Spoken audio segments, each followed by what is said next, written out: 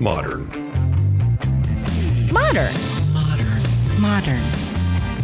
We're prepping for a voyage. Modern. The force of an old-fashioned equals whiskey mass times bitters acceleration. Why don't you make that a double?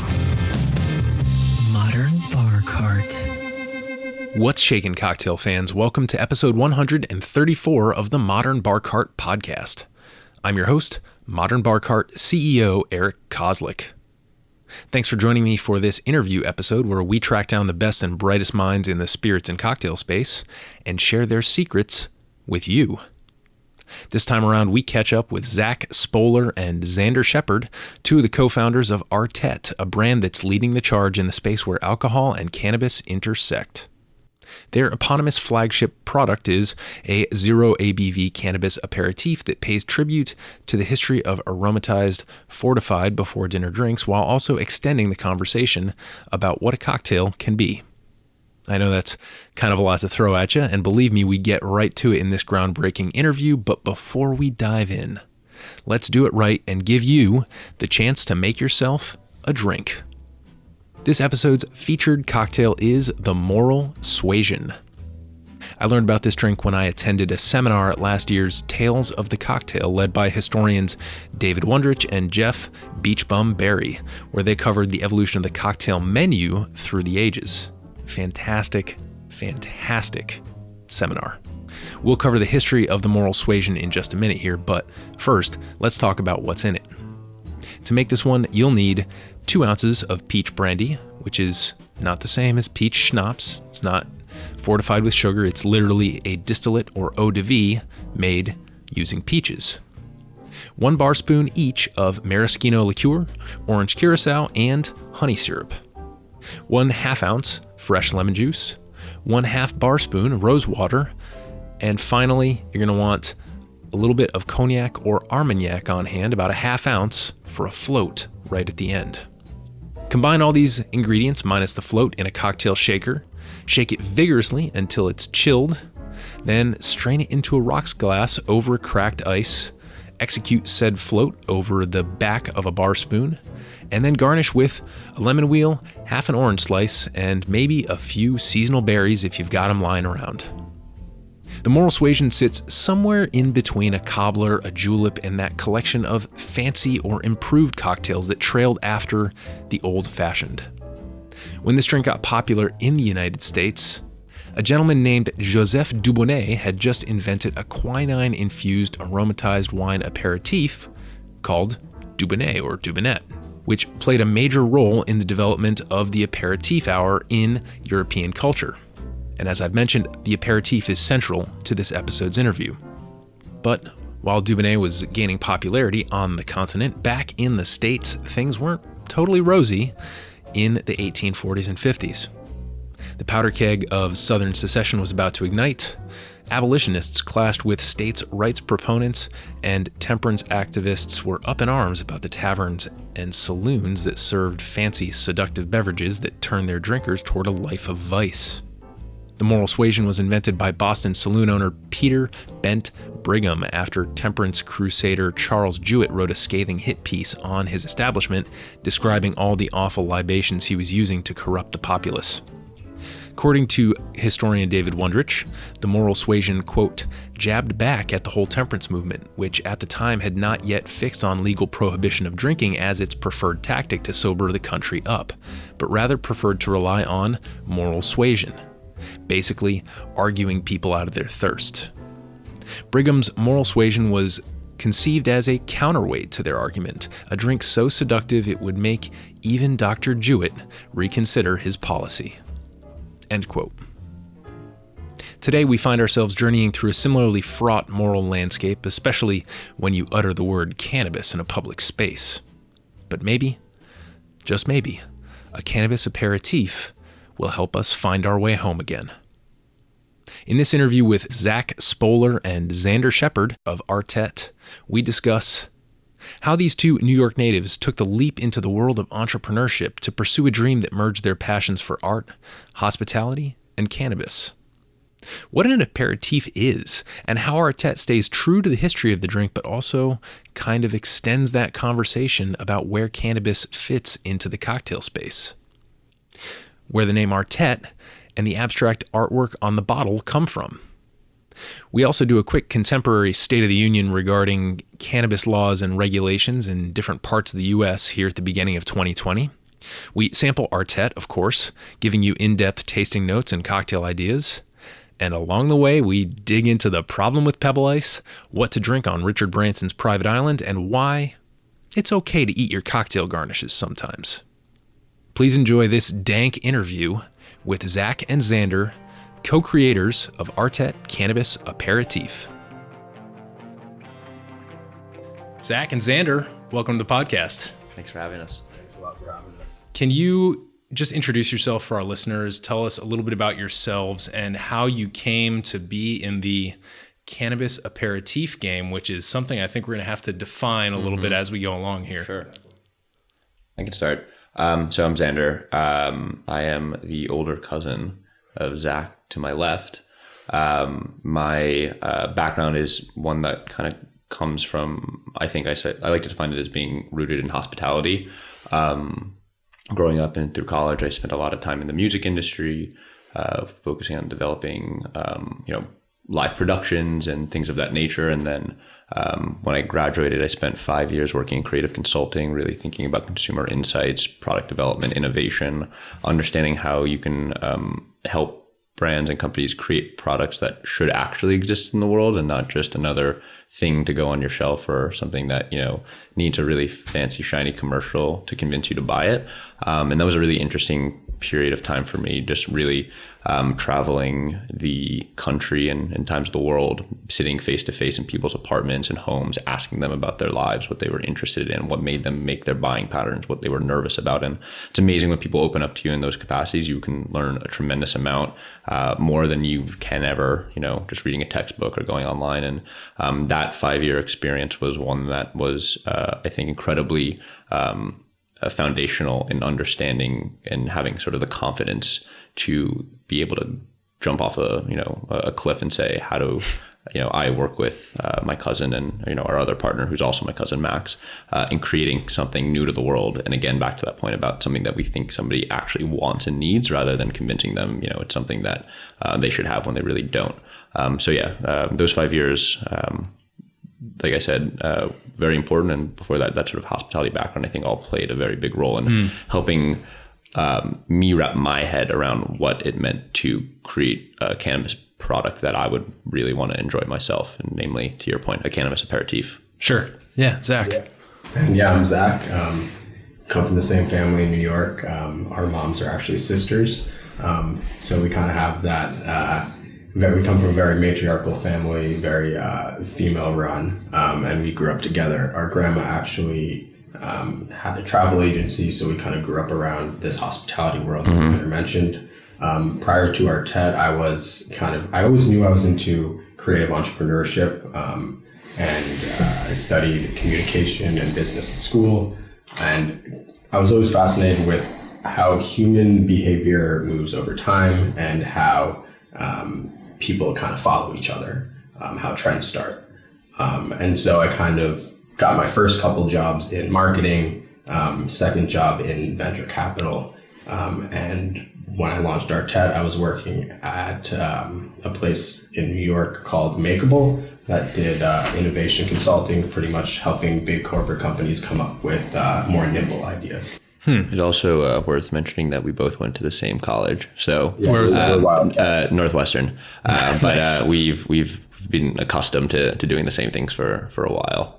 Yeah. I like how you're both, it's interesting because you're both kind of citing that hospitality space. You're both citing ideas and how they spread. And you're also talking about kind of like people, like the intersection of ideas and people. Sometimes I think that ideas kind of are in a vacuum in the way that, Plato or some of those philosophers might say, in the world of forms. Well, that's kind of about the farthest thing from the hospitality industry when you walk in a door and somebody's supposed to give you a glass of water and ask you what you want to eat. So I like that. And I also like, Xander, that the distinction that you drew when bringing up the idea of like, well, I want to design a product that people actually want, that people actually need, that solves a problem. Yeah. And I remember listening to a podcast. It was probably like the Reid Hoffman podcasts that a lot of people listen to, and there was this distinction made between vitamins and medicine. Okay. Right. And the medicine was stuff that actually solved problems that people really wanted. But cannabis seems to be, and the aperitif seems to be a little bit more in the vitamin space, man. Like definitely, but it also comes from a medicinal healing background. So there's a lot of gray area in this space. And I know that for my listeners, I'm based in DC, and DC is in a very gray space in the cannabis 100% legalization situation, because we have decriminalized and we have allowed for home grow, home use. Yeah. We've allowed for gifting. So there you can sell a t-shirt or a box of pizza, and gift it alongside it. Expensive bottles of juice, whatever you want to sell, you can sell it for $80 and give be a quarter ounce of weed with it. So I'm very excited to get into this with you. We have a beautiful bottle sitting here, and hopefully we'll get to do a little sample later on. But I think my first question is, it's about the bottle, and it's about the name and the graphics on the bottle. Where did Artet come from? And can you tell us the story of your grandmother and how that design kind of played into the bottle? So I think before we even can get to the name, we can get to the artwork, I think it's also important to even understand what, again, when we said, going back to that point about making products that should exist, I think it's important to go back to even what happened before that, right? Before we said, let's make a cannabis aperitif, we had a much more kind of, not intellectual, but sort of esoteric conversation of like, what does a cannabis drink look like? And I think, to Zach's credit, he was thinking a lot about that back in 2015 when we first started to kick this idea around, or early 2016. And that was a lot of just about the high level idea of looking at, me and my peers and how we view cannabis, me and my cousin, how we enjoyed cannabis together. But it was still viewed in a certain way on the East Coast, specifically.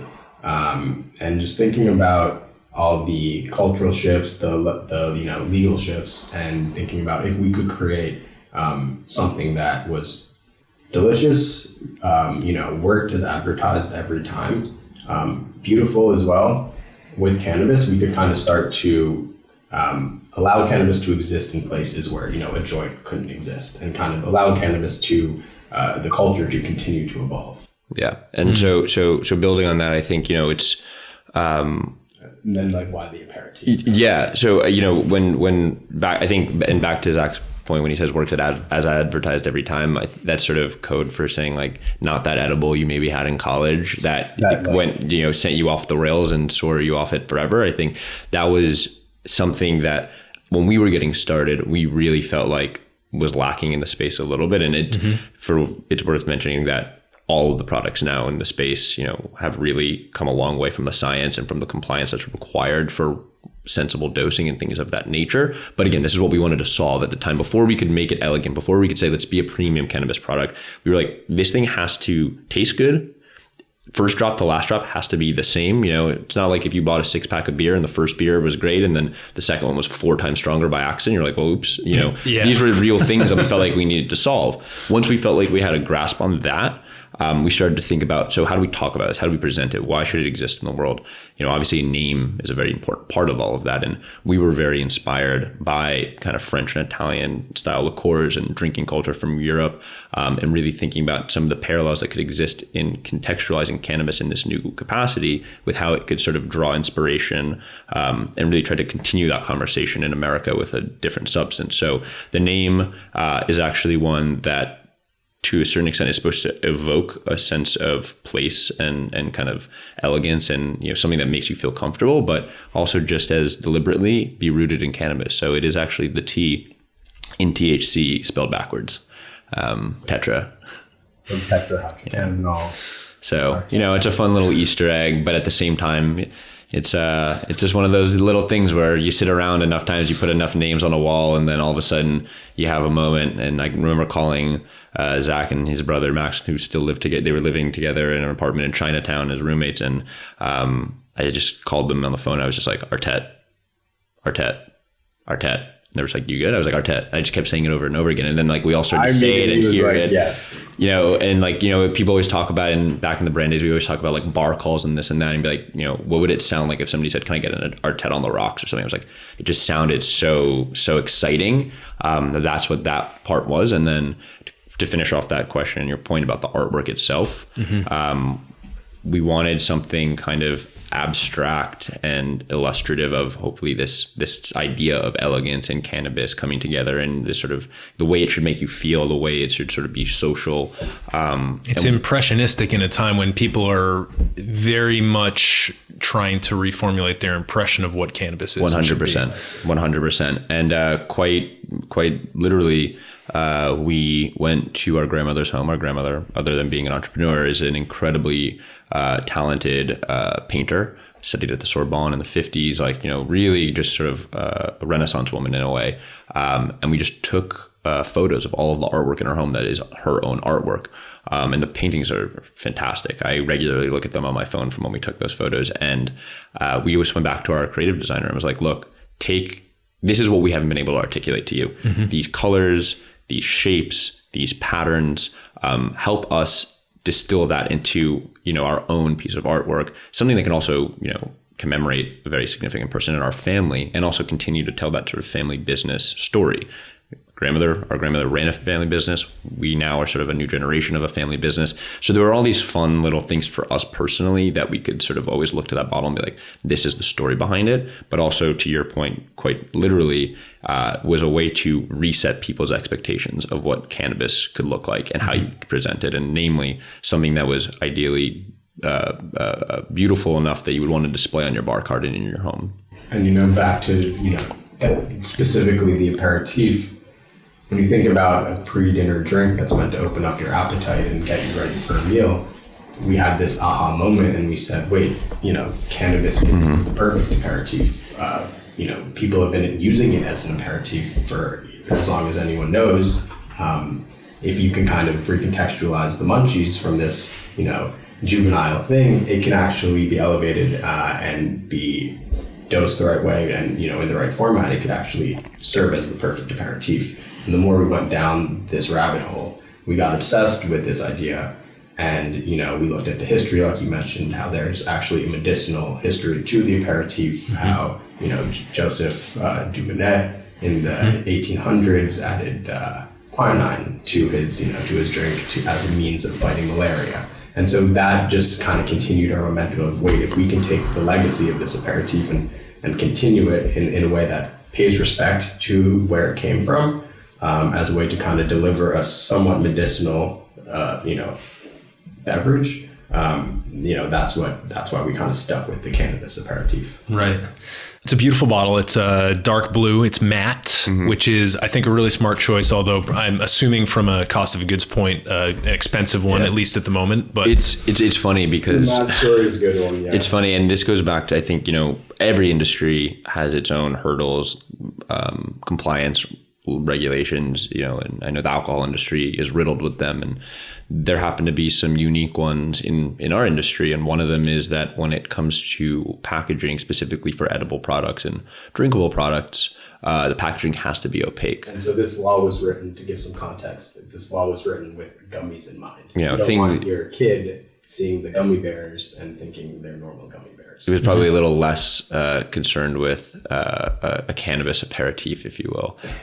But we obviously, this being the first venture of our own, that was like a real significant venture, didn't necessarily think to map out all of the guardrails before we just started making decisions that we fell in love with. And the bottle itself was a bottle that we were completely in love with in terms of the way it helped us sort of contextualize Artet, both in this 1920s kind of Art Deco world that we're really inspired by, but also one that felt a little bit modern and future forward, kind of like that retro future idea. And well, it's the 20s again, baby. Exactly. Yeah. And, you know, we get this bottle, it's amazing. We start thinking about how we're going to present it. And then one of us start going through the regulations, and we're like, we can't use this bottle. It can't be transparent. And we have to go back and we have to ask them, hey, can you coat it? And this was a whole thing. And we were just like really, do we do it? Do we not? And what we decided was it was just too good to leave behind. And it is a little bit it is certainly a little heavy on our cost of goods, but we're able to make up for it in ways that we think honor, again, the overall expression and experience of this product that people want to resonate with. And it's actually ended up becoming one of the most significant tells or ways to identify our products. So, I think sometimes when you're given these restrictions, you can actually become a little bit more creative and overcome them in ways that maybe you would be a little lazier in thinking through without it. So it actually became a really exciting design challenge for us, where in the end, I think I look at that bottle now and I can't imagine it in the original form that was transparent. But it's a bit of a tangent in terms of this matte bottle. It's great. It's a matte bottle. It's beautiful. And I mean, it really does stand out in that respect. And I mean, you guys, coming from the worlds that you come from, you guys know that cost of goods issues are just scale issues. They go away at some point. So, it's one of those things that an investor is not going to blink an eyelash at. That's the thing they actually come in to solve. Man, I'm just so excited about this because there were so many opportunities for you to fuck it up. And there still are. I'm sure there's plenty of them. So we don't need to get into that. But just my initial impression, both of you are problematically articulate. This is, it's hard to sit here and listen to.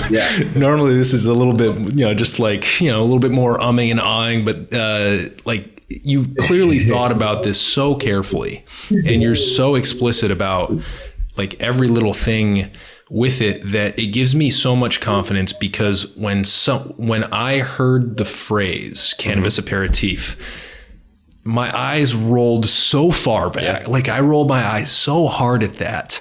And then the first thing I did was go to your website and I was like, I bet these guys don't even know what an aperitif is. First thing on your website, we are honoring the aperitif, whatever the copy that you have up there. It is a very specific gesture to A, we know what an aperitif is. B, we're not bullshitting you and we're actually serious about this playing the role of an aperitif. And at that point, I was pretty much most of the way sold, because I don't think I've come across a concept out there that's like it. Would you guys care to comment and give my listeners, many of whom are not living in jurisdictions where cannabis is, maybe we can talk about the differences between CBD and THC. Maybe that can be a segue into what's actually in Artet. But could you just give us a bit of a state of the union on where cannabis stands right now? And we're recording this in very early February of 2020.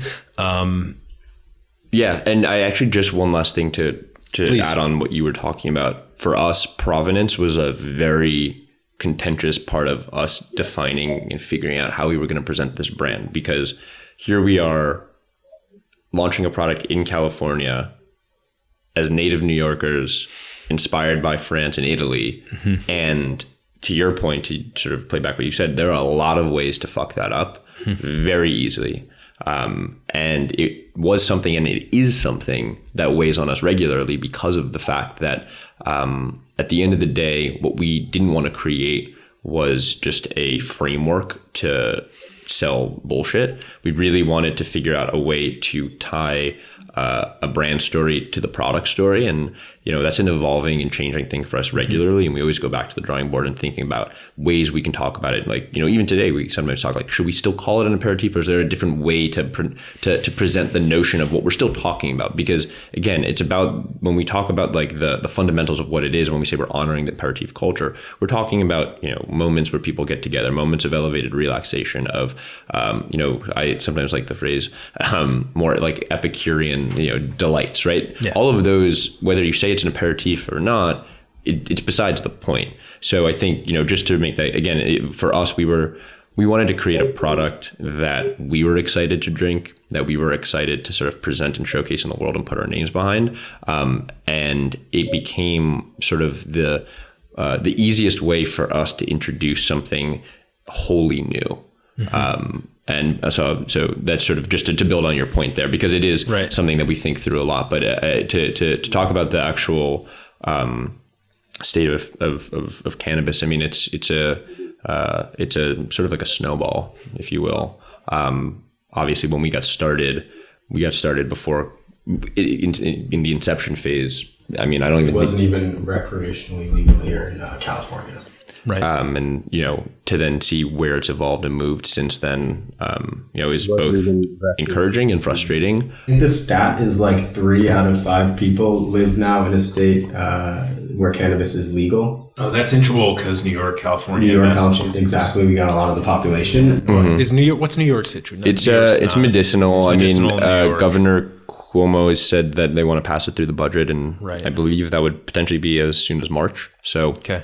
And they basically got it to the 1 yard line last year, and I think it was part of the whole routine of you got to do this. You got to understand what the real concerns are, what the real questions are, how to make sure that this is going to be an equitable process where everybody can participate in this industry, and namely, if not more importantly, people who have been disproportionately wronged by it, namely communities of color, and in New York in particular, obviously around the country as well. And these are a lot of the things that people focus on, and I think where right now a lot of the conversation still is needing to be had and continue to be sort of applied. But from a sort of market and kind of opportunity for us to continue to bring Artet into the world. There are a handful of really compelling states and cities and markets in the Midwest, in the Southwest, in the West Coast, in addition to California, on the East Coast, that for us are places we would love to be able to bring Artet. It's a little complicated. Illinois, Vegas, Massachusetts. It gets a little complicated in this certain landscape in terms of how you can create and bring the product online into these. By online, I just mean into the market. Right. Cannabis products can't cross state lines because it's controlled by the state. So it needs to be sold in the same state that it's produced. Yeah.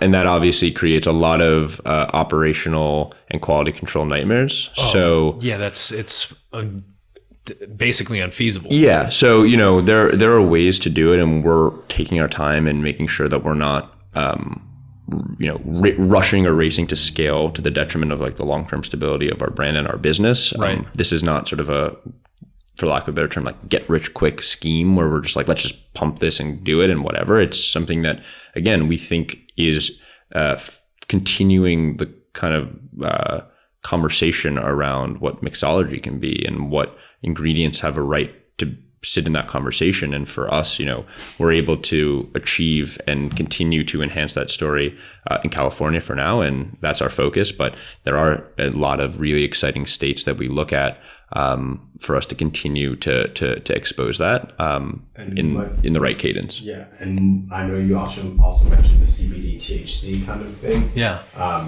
Interestingly, some takes are that it could actually be safer to be in the THC side of things because it's regulated by the state versus the CBD side of things are federally regulated, which opens it up to more scrutiny with FDA concerns and CBD. In terms of their just lack of really generally recognized as safe. And they just haven't really made many rulings on it yet. So it's a little bit more of a free for all. And, that's not to say that it's one way or the other. I think it's just, if anything, it just shows that the best thing that we can do for our end consumers and that anybody can do is just to sort of be prudent about what they're consuming and what they're buying. And for us, all of the manner in which we've been able to do it is in a very sort of safe and regulated capacity. And all of these other states are doing the same. But again, even when we got started, a lot of people would look at us and be like, guys, we're still figuring out laws and protections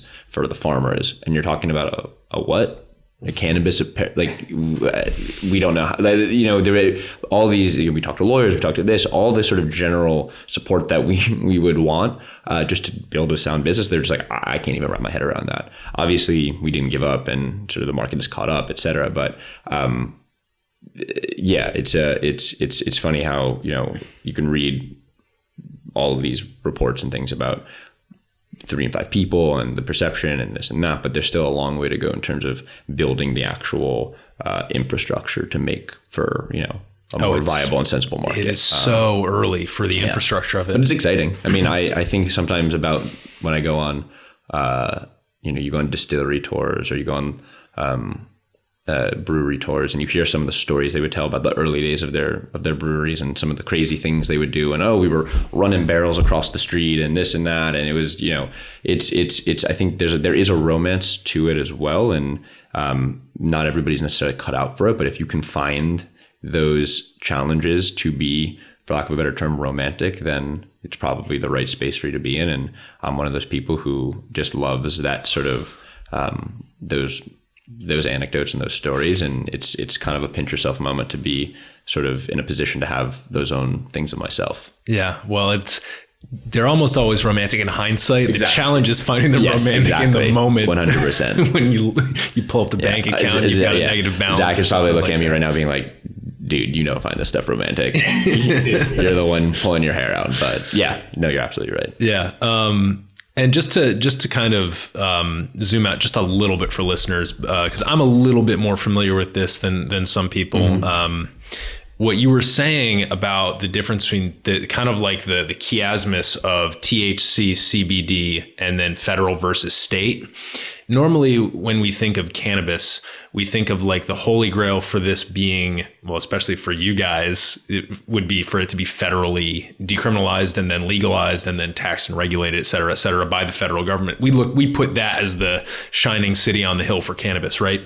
But what you're actually saying, Zach, is that with CBD, that's already been kind of taken care of at the federal level. And so it receives federal oversight, but correct me if I'm wrong, what you're saying is it's almost better to use THC, which is what you have in your product, because the states do a better, more prudent job of regulating the THC, and the federal organizations that regulate or would be kind of called upon to rule on CBD issues just really haven't had an occasion to do that. Yeah. So it's still kind of uncharted waters. Exactly what you were saying there. The CBD side of things, it's still gray. Mm-hmm. Versus it's very gray. So, if they decide, sure, you can defend yourself a little bit by not making claims like, this CBD will do this for you. But it's still very gray with the CBD ruling, and it's under federal, scrutiny because they're going through traditional pipelines versus the THC. It's all going through state controlled pipelines. It gets a little bit more fast tracked because of the attention it's receiving. But I think it's also just more clear on what you can and can't do and where you can and can't consume things, right? So, I mean, anecdotally, the Department of Health in New York City took all infused CBD out of cafes and pastries and things, and their answer was, until the FDA makes a clear ruling on what is and isn't safe with this, we're just going to say no. But then, some corner stores and bodegas sell foods and beverages that have, and then they call it hemp and CBD. And none of this is to say that those products aren't good or not good. In fact, there's some amazing products that are CBD exclusive. Yeah, I think it's just, we, in this kind of little tangent that we're in, is mostly making the point that it's, again, I think with all of this, just to go back to that point of that, like, just as long as everybody is sort of eyes wide open on what they're consuming, on how they're consuming, on consuming things that are thoughtfully dosed, et cetera, that's the best way to sort of navigate all of this in a state that is a state that allows for THC, whether it be medicinal, whether it be recreational like California, or in a state where none of them are permitted and it's actually just CBD, understanding what you're consuming and why you're consuming it and sort of why the purpose for it to exist. Where it's coming from, to the best of your ability. Yeah. So, and I think the way to sum up this sort of winding answer is that because it is such a fractured sort of political situation with regards to cannabis, this answer doesn't really have a clearly defined answer. It is this kind of rambling, just story of where it was, where it is, where it needs to be. And the hope is that, we get to a point soon enough where it is just sort of in a more stable capacity, where everybody has a firm understanding of, basic regulations on what is and isn't, useful. Well, I think even if it is kind of a winding road and it's kind of dark and hazy, it does help to have somebody who's out there at the front of the chain with the headlights on. That's the only way it ever gets at you, ever get out of the woods in that situation. So it's just fascinating. It kind of feels like we're here in the trenches. It feels like we're very much in it, and we're like trying to solve all the world's problems. But I think what we'll do next is we'll take a quick reset, and we'll get back to the real kind of sensory aspect of it, because I feel like so many problems are solved over just a good drink. 100%. So I'm here with Xander and Zach from Artet Cannabis Aperitif. We'll be right back after a quick reset. And we are back with Zach and Xander from Artet Cannabis Aperitif. And guys, I would love for you to take us through a tasting and maybe talk about the other design element of your bottle here, which is the kind of cap measurer, pourer, quasi jigger type situation. Yeah. In a word. Yes. And that's, you can start pouring in. Basically, as I said earlier, there's a lot of, there's regulations, compliance, there's sort of restrictions around certain things for packaging. And there's this funny one where the packaging has to be opaque, but the serving has to be readily identifiable. So that makes complete sense when you think about a chocolate bar, right? You can take that chocolate bar, you can say the whole chocolate bar has 100 milligrams, right? Which is the maximum one single product can have in California. A single product or a single serving? Single product, and then a single serving, the maximum is 10 milligrams, right? So you could imagine, picture a Hershey chocolate bar or sorts, each little brick, you'd be like, that's 10 milligrams, or you could double that, maybe like each brick is actually 5, and then there's, there's 20. Or if it's gummy bears, you can say each gummy bear is however many milligrams. But for us, it's liquid, so it's hard, we can say it's a volume, but you have to be able to identify that. And at the time when we got started, there was no wiggle room for any lack of opacity on the product. Now they say you can have a little slit along the side and you can see where you pour. Oh, that's like the measuring. But when we got started, we were like, we have to have a cap of sorts. And it certainly wasn't going to be this bottle and then all of a sudden like, a Motrin plastic cap. So we decided to lean a little further into the notion of, mixology, as you kind of mentioned, sort of like a pseudo jigger, and made a, equivalent blue stainless steel shot glass, which is one serving. So it's 50 milliliters. That 50 milliliters is equivalent to one single serving of Artet, which has 2.5 milligrams of THC. So I'm pouring up right here, one shot per glass. So this shot, as Xander just mentioned, would have 2.5 mgs of THC. Beautiful. A nice simple. And we went back and forth so many times with the math and everything of saying how much liquid is the right amount of liquid. Right, relative to the dose. And what drove us crazy, and Zach and I, Max didn't join us on that, right? When we went to Colorado? Yeah, it was just the two of us. So when we went and we did a bit of like a competitive audit back in like 2015, and one of the things that kind of drove us crazy, and we hit it with a little lemon just to to brighten it up, a bit. It's easy enough to identify. We'll be able to get some good flavor notes out of there, I'm sure. Anyway, when we went, there were these bottles, and a serving size was pour it into a spoon and drink that spoon, and then that spoon had enough to sort of send you to the moon, and it just didn't make sense at that point. It was sort of like, well, why is this a drink at this point? Like, it doesn't feel like it hits on the basics of a drink, which should be something that you can enjoy, that you can savor, that you can hopefully socialize, that you can smell. And right. Yeah, you can't really smell a spoon. Nobody does that. Yeah. Like, it's funny. We make cocktail bitters, and one of the first things, it's just talking about spoons. One of the first things we realized was how to like get people to taste it. Because whenever we brought it to bartenders for testing, they'd take the bottle, they'd dump a bunch of dashes on their hand, they'd rub their hands together and stick their hands on their face like this, and they'd just kind of sniff it in. And so when we went to like events and started doing samples, people would be like, "Oh, can I try?" And we're like, "Yeah, give us your hand." And they're like, "How about no?" But yeah, so I mean, it's funny the design considerations you run into even when you're in the midst of designing. Even when you think you've got like a pretty well-rounded product formulation, know what space it's going to fill. Like there are always those little challenges of like, wow, okay, well, so if the dose or the effective, like the active ingredient is something that's going to be present in very small amounts with high potency relative to the amounts, then really the liquid is the delivery vehicle. So how do we like even think about the relationship between the effective ingredient and the delivery vehicle? That's crazy. Most people don't have to think about that in their daily lives. No, they don't. Yeah. So, but we've got this in the glass now. So tell us what, I mean, I'll give you my initial impressions. You can tell me if I'm a broken human being.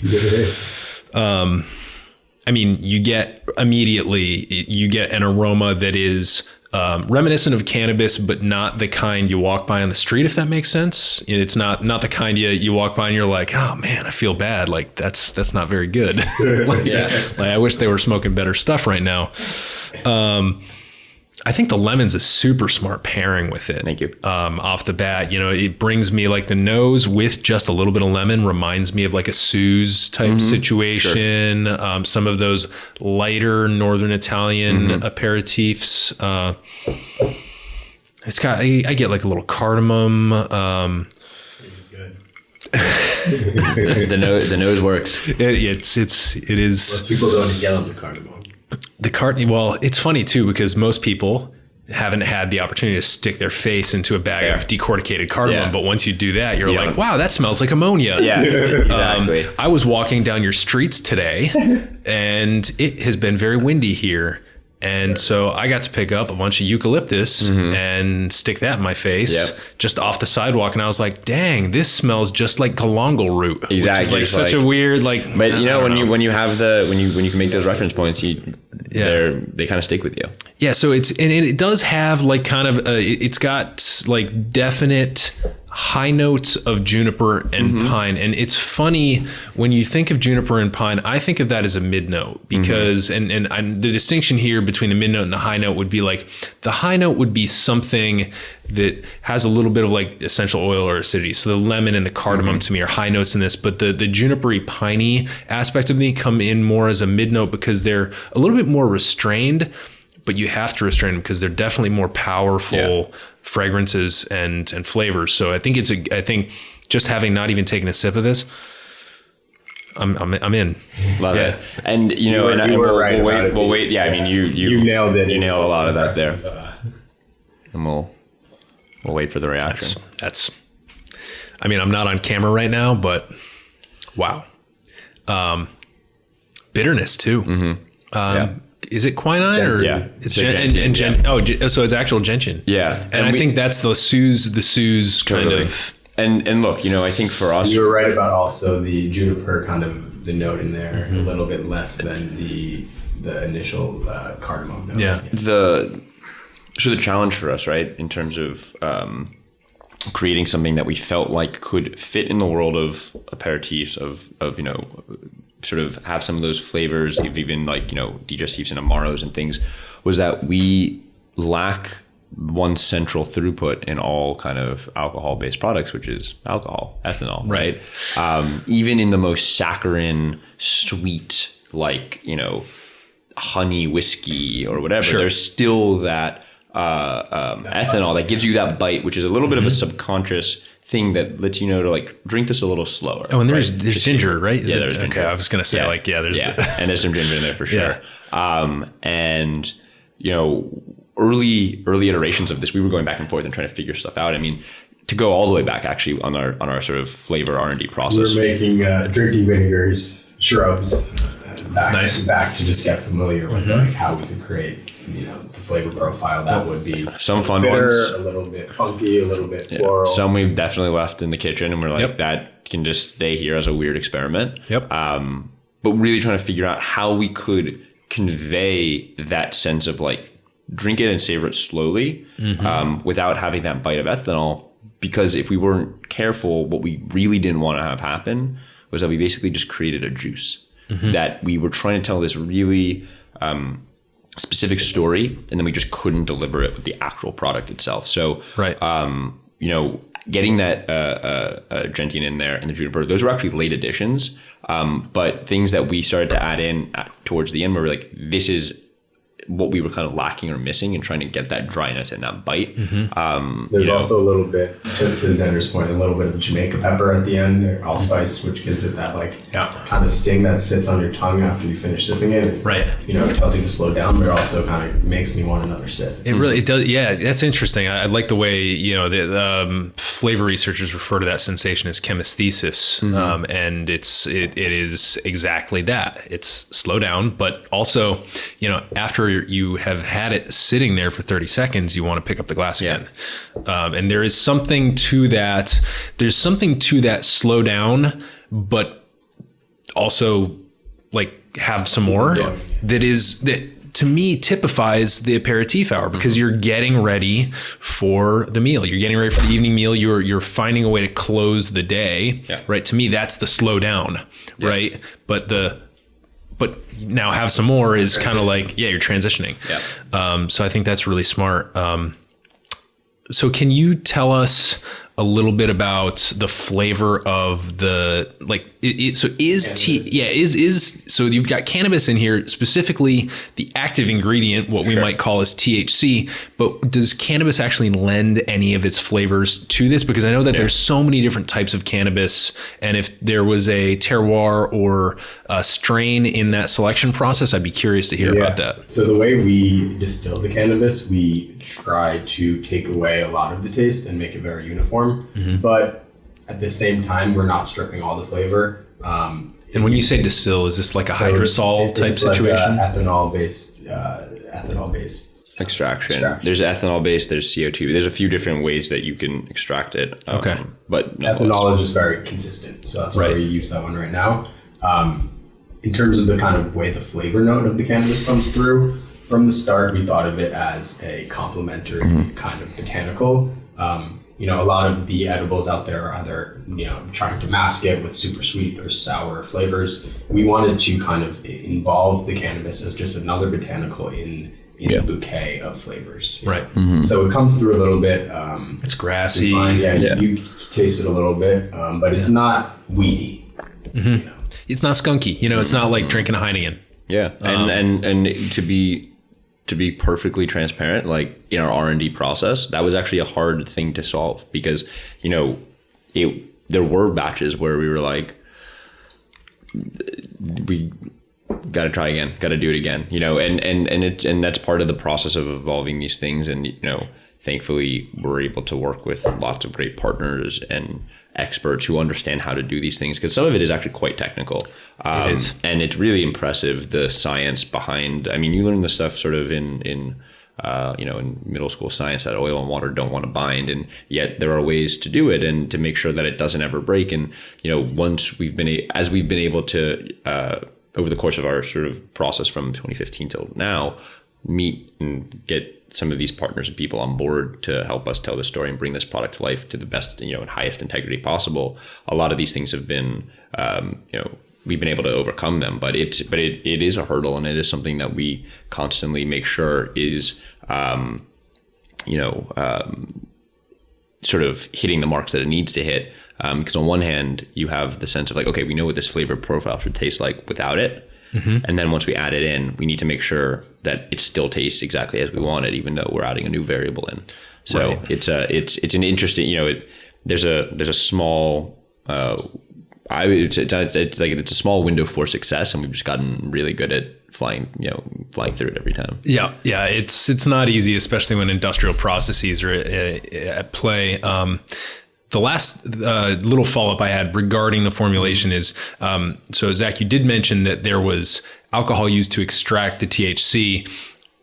Is it just that there's so little that you need to add to this bottle that it doesn't even move the needle? Yeah, exactly. Okay. The regulation says there needs to be under 0.05%. Or it's either 0.03 or 0.05. It's or 0.5, whatever it is. It's an absolutely it's negligible. A fraction of a percent. Right. Yeah. I think 0.5% wiggle room of. I think it. alcohol. I think that's what kombucha is. Yeah, exactly. Right? It's the same. It's the same.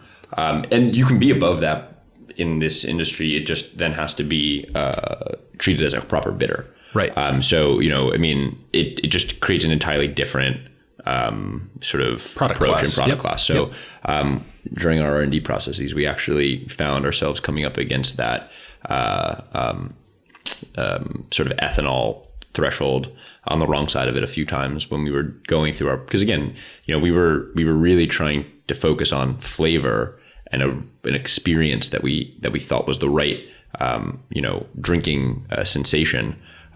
We weren't thinking about all of the math that also then goes behind it all, and we were kind of all looking at each other when we got the test back, being like, who looked at that? Everybody pointed at the other person. It was like, I thought you were doing that. And we were like, well, no, we didn't even know to really look at it. So, then you look at that, you kind of lick your wounds and you go again. And it actually was, it's one of those romantic stories now, I guess, to go back to that point earlier, right, that you can look back on fondly and even think about some of the adjustments we made at that point. But the alcoholic Artet was interesting. Yeah, for sure. Yeah. But yeah, so it's, and again, I think as far as the way we wanted to create something where, we wanted to make sure that we weren't being so dogmatic in the experience of this. We wanted to make sure that it was still something that somebody could enjoy on the rocks, right? Like people don't regularly call for a Campari on the rocks or an Aperol on the rocks. Right. So, sometimes when we use that kind of comparison of aperitif, people are like, okay, well, what do you mix in it with? We're like, yes, it does work really nice as the base of a mixed drink, no doubt.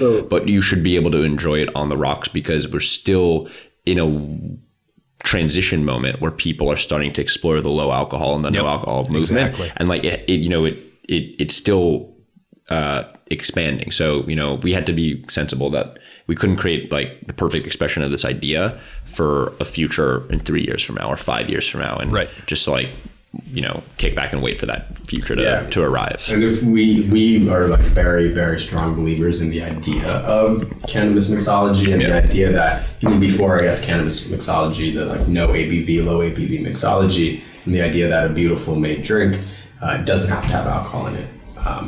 And so off of that idea, we wanted Artet to really be able to be a good base for a cocktail in this whole new idea of cannabis mixology. So it does mix really nicely, but it's fun to just put it on the rocks, squeeze a little lemon. For sure. I love it this way. And it seems to have about the same amount of sugar as like, you're talking about like a Dubonnet or a Lillet almost. So it has, so as far as the sugar is concerned, it's actually a third of the sugar content of Aperol.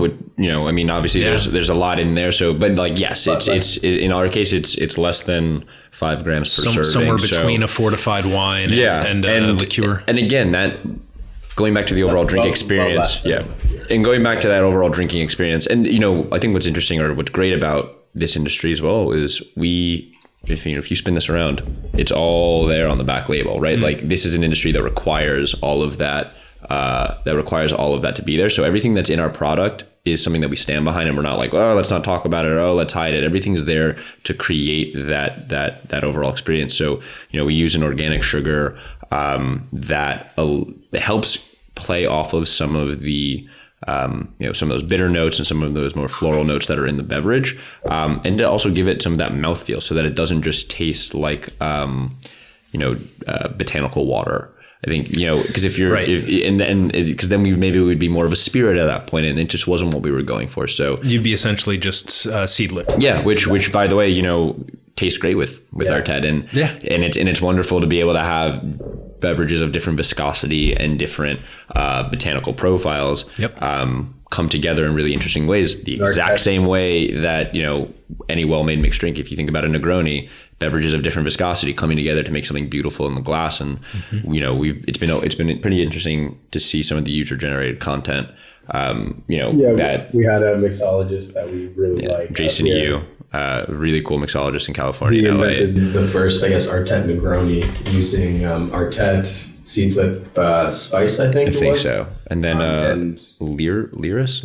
It was like a non-alcoholic vermouth company. Okay. Yeah. And it was one of those things where when we saw, we were just like, we're staring at the future, and it was just so cool to see that drink come to life and look and be presented so beautifully and still not have any alcohol in it, but still create a craft moment for somebody to be able to enjoy a really well-made drink, and just potentially have a slightly different, effect or impact from it.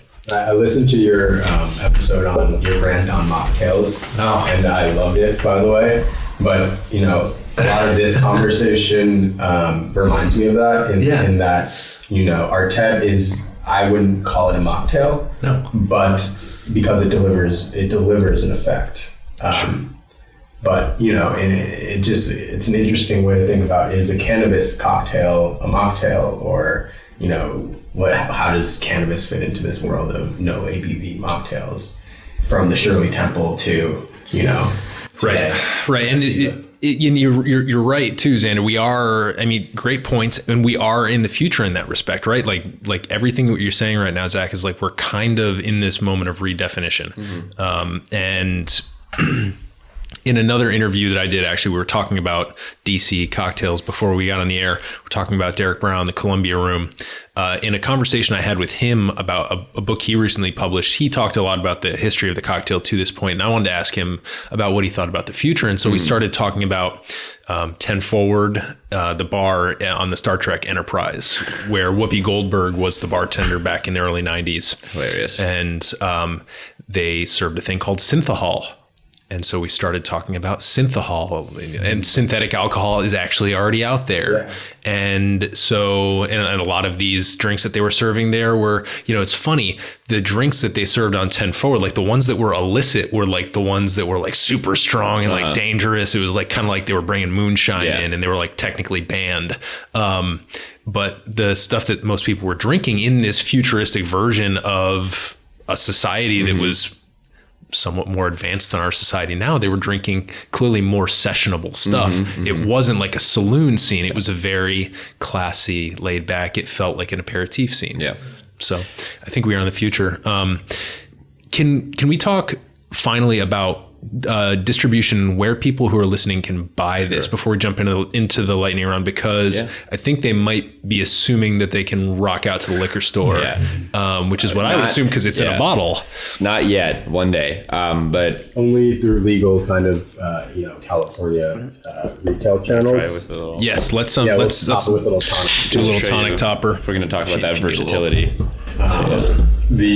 So you can get Artet on if you're in the LA area through Toker, TOKR.com. It's a delivery service. It's a great delivery service. You like the tonic? Yeah.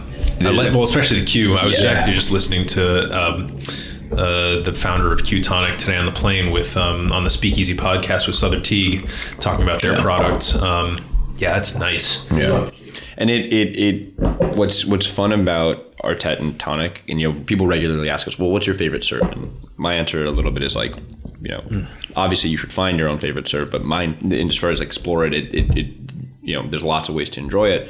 For me, the reason why I think that Tet and tonic play so well together is that there's so many similar botanicals in gin as there are in Artet, and even some of the more new age gins, like the ones you would find in like an amass gin with cardamom and some more of these like spicier notes that, when paired with tonic, creates a really fun and, like, actually, back to your point, sessionable and enjoyable beverage that, you know, when you start to think about how many of these beverages you can maybe choose to have or want to have, 1, 2, 3, whatever your sort of tolerance is, maybe and beyond, if you really are somebody who has a deeper tolerance, the manner in which you get there is the same kind of cadence in which you would get there, you know, sitting back and watching the Super Bowl and drinking beer and, you know, which I know I was doing last night. And, you know, you can have a number of them over the course of a game and not really worry about the fact that it's a Sunday before a Monday, and, you know, giving you that same ability to regulate and sort of meter your experience. If you want to pour a double, you know, an Artet and tonic, tastes just as good with a double pour as it does with a single. It's just about giving you that full. Start with the double. We have Zach and I have definitely we have different tolerances for sure. But that's part of why that's the beauty of it. Yeah, we say it's like all tolerance friendly because I could pour a double and be like in a nice place. My girlfriend will have one shot and she'll be on the moon for a couple hours and be very happy with that. And I'll probably be on my third glass and chilling. Sure. But it's good because we can both enjoy the same product and it doesn't feel like, you know, this is my thing and this is your thing. Right. Dose wise. Yeah, it seems very customizable, and I think the cool thing is that you built it. What you've built is a template, in the same way that people who made Campari built a template that now people have gone through the Negroni, and now it's in Jungle Birds, and starting the 70s, and now it's in everything under the sun in the craft cocktail space. I see the same sort of opportunity here. I mean, we're just simply enjoying it with tonic because you can. Yeah, exactly. All right, it's kind of like it's a because you can type of situation right here. But there doesn't seem to be a ceiling on that. Like we're not saying sip it on the rocks or sip it with tonic because there's a ceiling that we're telling you to ignore. Yeah. We're saying it's because, well, it doesn't need more. It can certainly handle more. It's a very flexible product too. I think that I've been trying to find a precise way to communicate that. I think flexible, I think versatile are all good words for this. And I think, in certain respects, hearing about how you guys have gone through the process, how you've been very careful to stick to regulations, you've certainly taken some of the teeth out of like what most people would call the bleeding edge, right? Like you guys are on the bleeding edge because these laws aren't even written yet, but you've done enough to take the teeth out of it where even I feel confident and comfortable enjoying one, and my tolerance is very, very kind of so. It's like, depends on a lot of factors. But I feel completely comfortable with it from obviously like a tolerance standpoint, but also the flavor doesn't hurt one bit. Thank you. So, and I love the way you said that as well, as far as, going back to your point about, because you can, not because it's the only way. I mean, this cocktail card, we made a number of these for retail. There's like 4 of them. They were very straightforward, right? Right. It was, the Tet and Tonic, and like for, an Artet spritz, because, you can't be a company today and not have your play on a spritz. But the idea was really just to start to socialize and show people how to integrate it into behaviors that they were probably already doing at home on their own, so that they would start to build some familiarity and some touch points, to then start to be able to experiment and explore, right? Like, you drink gin and tonics enough times, then you say, oh, I want to muddle some stuff into my gin and tonic. Well, it's like you only do that because you've all of a sudden built up a familiarity with it. So in the same way, if we can get people familiar with our Tet and Tonic, I mean, somebody posted a really awesome, it's an account called the Herb Somm. Her name's Jamie Evans. She posted a beverage last week with Colorado, up in San Francisco. Oh, Jamie, thank you for Jamie. And gotcha. She did a play on our Tet and Tonic for like Valentine's Day with a pink grapefruit. I think it was like a Fentimans tonic, and had like beautiful. I can't remember exactly what the garnish. It was roses. It was like this beautiful beverage, pink roses. There you go. See, I can't remember. But the point of it was that, again, like that is clearly an example of starting to add your own personal touch and a riff on it. Same way there are millions of riffs on a Negroni. There's the base, and then there's different ways. I think we'll feel like we've done a good job with creating this product and getting it into the world if we start to see that happen more and more. For sure. Yeah. So we're buying this at dispensaries in California for now. Yes.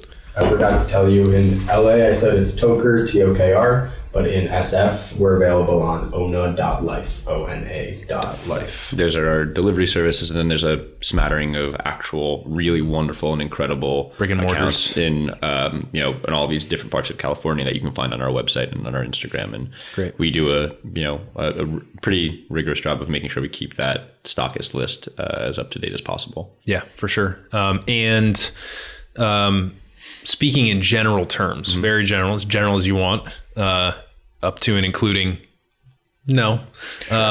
What are your next plans for scaling up distribution and maybe reaching some folks on the right hand coast of this fair nation? Our first plan is definitely to get scale throughout California. Become more of a household name. Put Artet on every bar cart in California. Yeah, that's what we say. It's really just kind of helping to move this culture of cannabis mixology forward. And then from there, we really want to look at states with rich food and beverage cultures.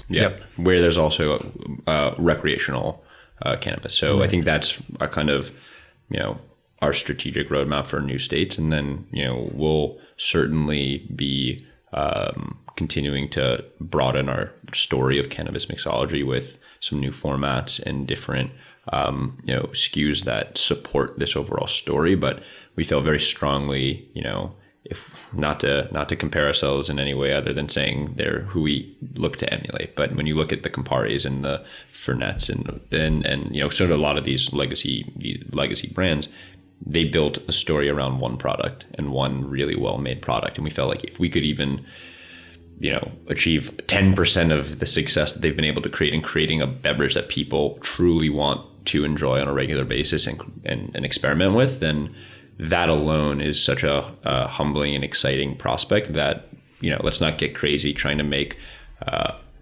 blueberry Artet and cherry Artet and all the other iterations of flavors and things. It just wasn't in our strategy. So Fair. For us, we really wanted to come out the gate, be able to put cannabis on your bar cart.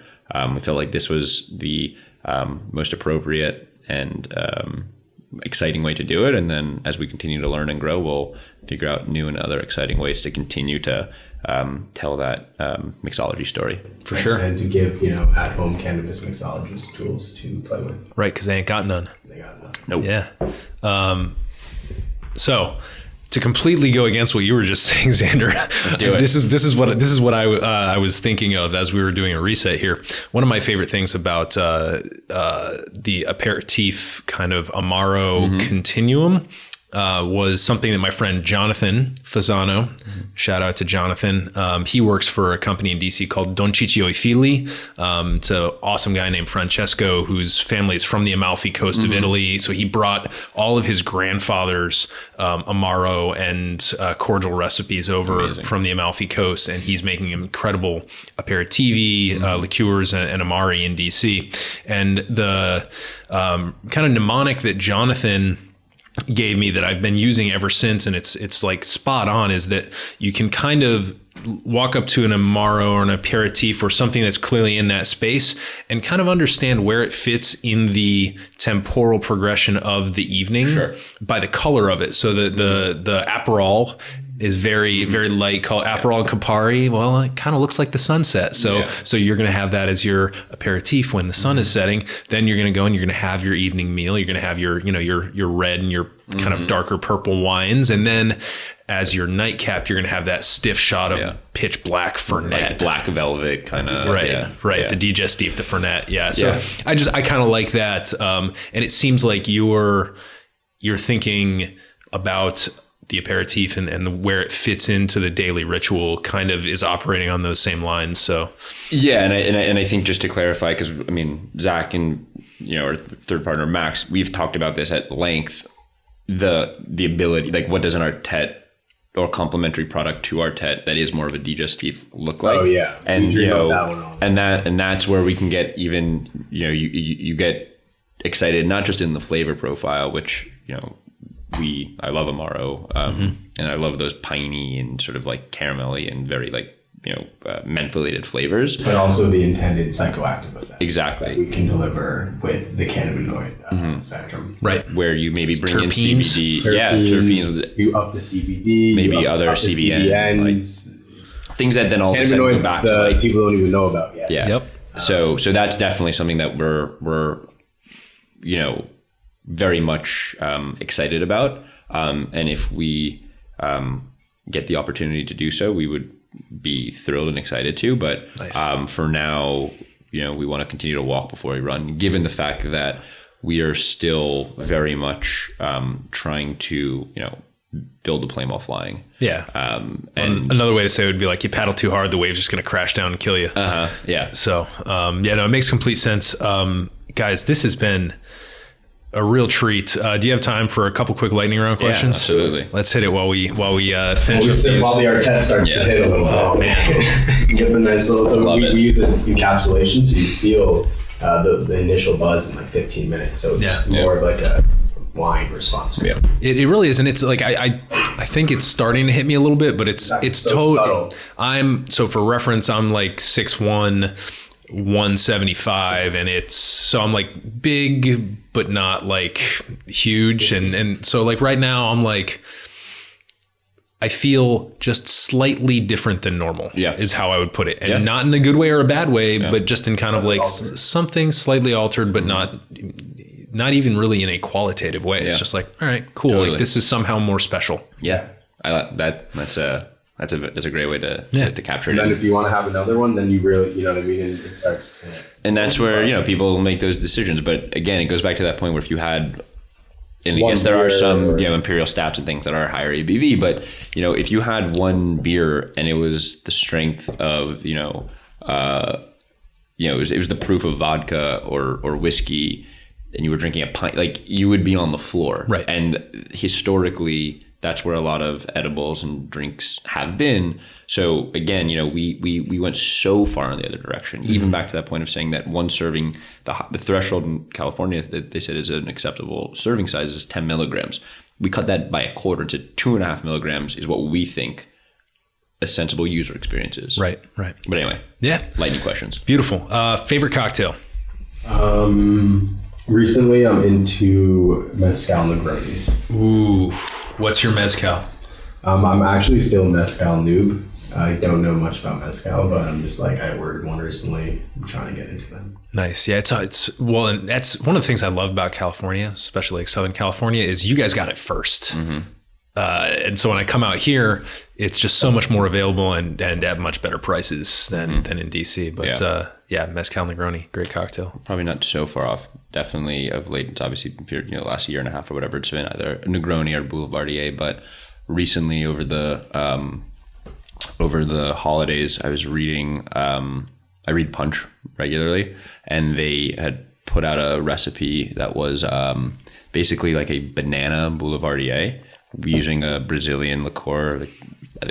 Giffard's, Giffard. I don't know if it's a hard G or a soft G, but it's just like amazingly like, and I love banana. So I was like, say no more. I need to buy this. I need to track it down, and we're going to make these for the holidays. And I did it with my fiance, and it was unbelievable. It was like you basically cut the vermouth in half, and then replace that vermouth that you take out with this banana liqueur, and it like, you know, with in a Boulevardier, it played so nicely, and it was like so like sweet and warm and kind of Christmassy. But And to use bourbon. Yeah, it's kind of like goes back to like there's a lot of tiki and nouveau American drinks where it's like an Elvis reference, like the peanut butter and banana, but also bourbon.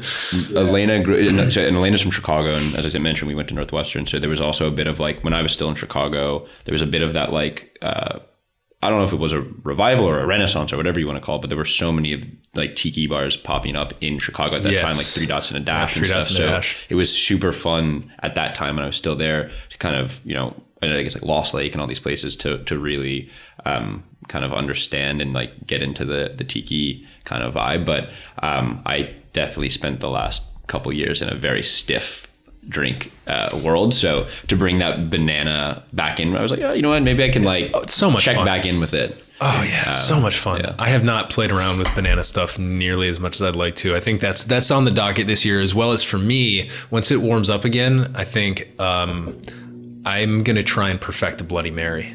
Because it's a drink that I have not really gotten into too much. Like, it's not my thing. I'm not like a vodka guy. I'm not like a tomato juice guy. I can tolerate both of them, but I think that would be a cool challenge to like make my perfect Bloody Mary, like Alton Brown style. Like, here's mine. Yeah, I love it. And just like do a bunch of wacky stuff. That's awesome, guys. Maybe like green tomatoes. We actually just made a mocktail with, I work very closely with a shrub company called Element Shrub out in the DC area. And we made a cocktail called the Verde Maria with tomatillos. Oh, that's probably for dry January. It's probably incredible. That sounds incredible. If you want to use those in like a Bloody Mary application, all you got to do is stick them in a regular blender and just throw a little water in. And then it turns into like a thick tomato juice type thing. You just add a little bit of water, too thick, add more, you know. Good to know. Yeah, so you can totally do it. Cocktail ingredient. If you were a cocktail ingredient, what would you be and why?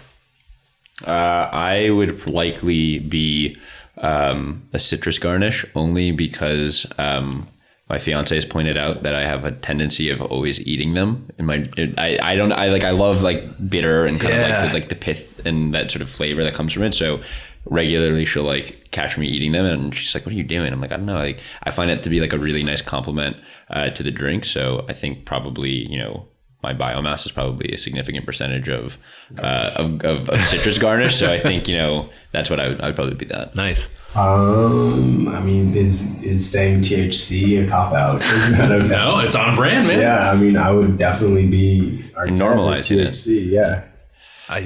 I'm still blown away by the little Easter egg with that name. I've been staring at it this whole time we've been talking. I'm like, how did I not see it?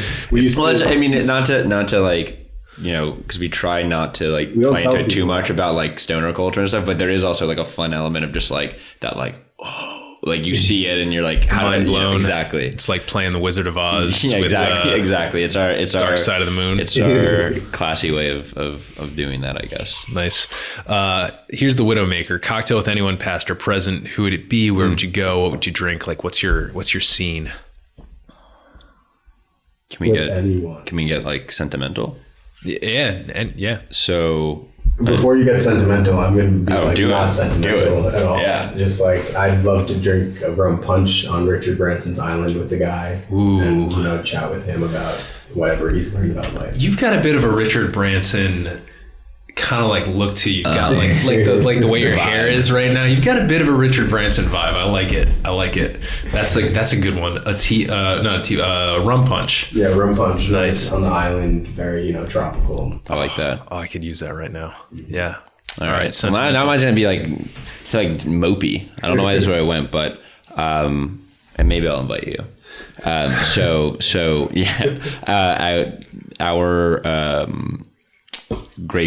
probably say our great grandfather.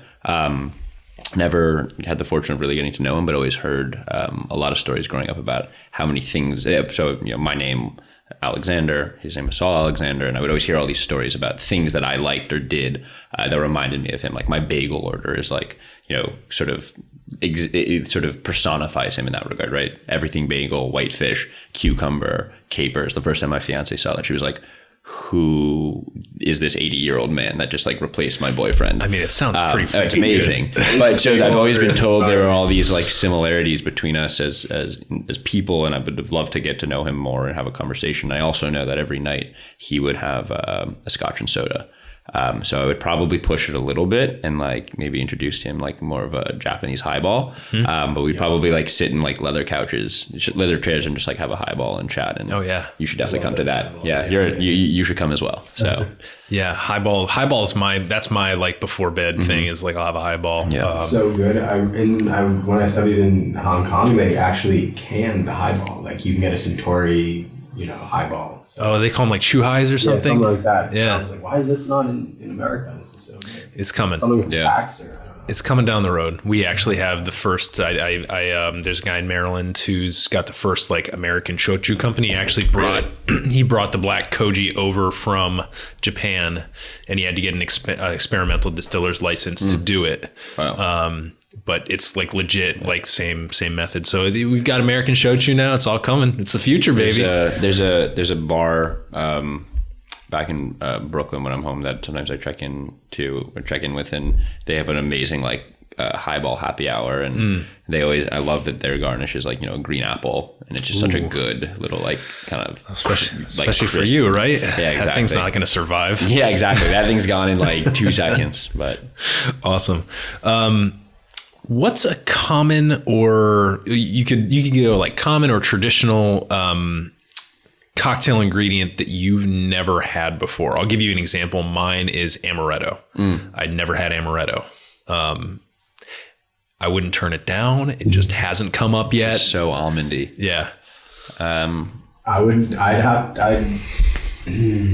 Cocktail. I have never had a olive in a martini. Ooh. Yeah, olives, have been a virgin to olives. So, okay. Yeah. Like, so you're a twist guy. Yeah, twist guy. Same actually. Yeah. This is probably like a crazy one. I don't know. I was gonna say I haven't had because I don't want to classify it necessarily as a cocktail, but I haven't had a White Claw. That is pretty. That's hard to do these days. Yeah. They're like ubiquitous. Yeah. Yeah. Wow. Okay. They like pay you to take them. Yeah, exactly. Well, yeah, I mean, it's just one of those, like, I probably, if I was thirsty and I needed it, I would not turn it down, but I just haven't found myself reaching for it. Yeah, I can say they're fine. Sure. Yeah. They're fine. Like, it's a very shruggable experience. Yeah. You're like, all right. I mean, I find that most of the time, like, when I drink sparkling water, I'm like, all right, good, fine. Cool. So I would imagine it wouldn't be too far off. It's in that neighborhood. Yeah, fair enough. Yeah. Final, before we get your digital contact info out there, what's an unusual or controversial view or belief that you hold? And we can extend this to the cannabis space if you want, but in the space that you're in, which is cannabis, cocktails, and aperitifs, what's an unusual or maybe a controversial belief that you hold? For me, it's probably what I touched on earlier, the belief that, cannabis cocktails are not mocktails. They're their own thing. Yeah. I'm in. You're in? From a strict definition standpoint, I agree with you. Yeah, definitions. Right. And obviously you heard my rant. So, I'm okay with either. But I think that from a psychoactivity, you could have the debate when you draw the line between CBD and THC, I think. And I think that's where people are going to have the debate. Yeah. And from a regulatory stance, I guess that's the place to have it. But from a practical stance, I mean, I think, like, if you're going to have that controversial view, you might as well contribute something to the conversation. And it's sitting here looking at us. So you win.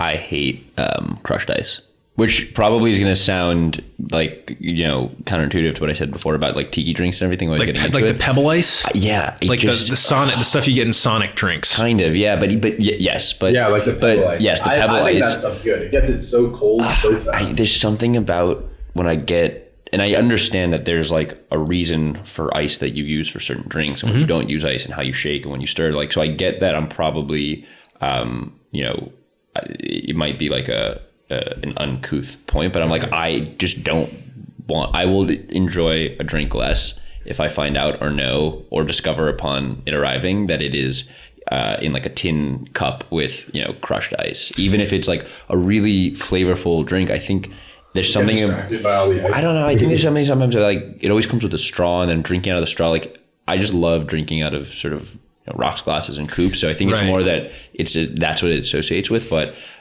it's crushed ice. There's also a slight air of mystery, but not the good kind about it, because the ice is all you see. And once you get past that first sip, you're like, how much is left? Yeah. Because you don't have to pick 100%. it up to sip from it. So inevitably you're just going to go lean forward and take it. You're going to kind of do the duck thing and slurp it. Totally. And then suddenly you hit the bottom, and there's no way, because you can't see it, there's no way not to feel like you just got ripped off, I think. So there's, like, some little psychological things to that, where I think in the tiki world, with these, like, big giant tiki mugs, like, I think that kind of saves it sometimes, and the amount of juice that's in there can sometimes save that. But I actually agree with you. I mean, maybe I don't feel as strongly about it. If you're at a proper tiki bar, like, you got to know what you're getting yourself into. Right. And in that case, exactly how you sort of just defined it, that's kind of par for the course. But I think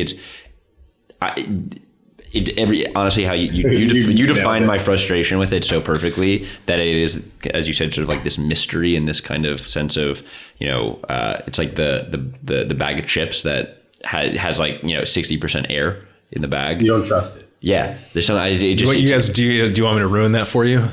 Please. It's I don't know. I don't remember what gas it is, but it's to keep the chips from turning brown, in the same way that, like, if you slice an apple, it's going to turn brown unless you put salt on it.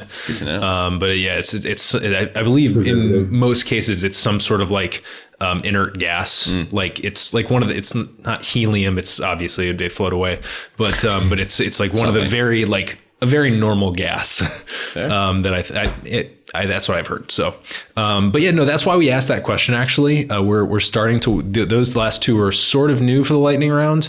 And the reason is so that we can have, like, a little therapy session and be like, it's actually not, no, exactly. It makes sense. It's okay that you think this. This is great. Guys, this has been an absolute blast. Can you just give our listeners a way to find you in the digital space? It sounds like you do a lot on social media, and I know that, we're following you guys, and we're excited to see, you're talking about that user generated content, all those ideas that are coming your way. I think I'm excited for the folks listening to our podcast to subscribe so that they can be the recipients of some of those ideas. Cause I think that's really how the movement kind of grows. And I like that you guys are a mouthpiece. So tell us where we can find you online, and you've already covered the stores, but just digitally. Yeah, so you can follow us at Drink Artet on Instagram. We also run that page, so feel free to shoot us a DM and we'll get back to you. You can subscribe to our newsletter also, which is on our website. Anything else? Which is artet.com. And then if you want to send us a recipe, send us a question, a photo of you enjoying it, whatever it might be, you can also reach us at cheers@artet.com. Beautiful. All right. Zach and Xander, thanks so much for being on the podcast. Thank you so much for having us.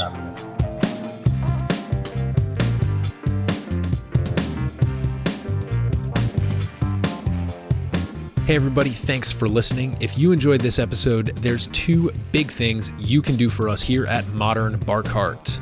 One would be to tell your friends and family if you think they'd enjoy listening to us talk about cocktails. And if they don't download podcasts, they can always stream our episodes on their desktop directly from the show notes page at modernbarcart.com. The other thing you can do to help would be to head on over to iTunes or wherever you download your podcasts and leave us a review. 5 stars are great, but we're more interested in your feedback. And the beauty is, the more reviews we have, the easier it will be for other folks out there to learn about our show.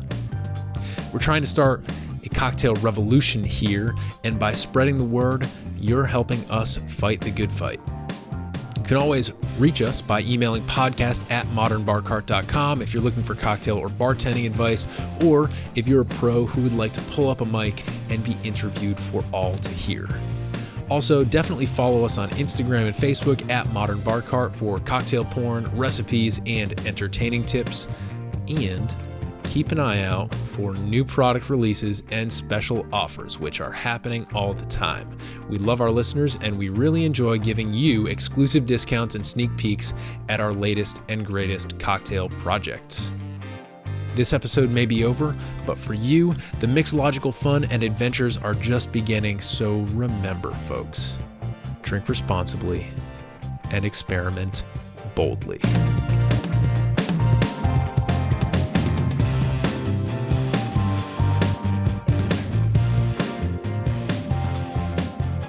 This episode was made possible with editing and production assistance by Samantha Reed, a category-defining cannabis aperitif courtesy of Zach Spohler and Xander Shepard of Artet, and a little bit of interview magic by yours truly.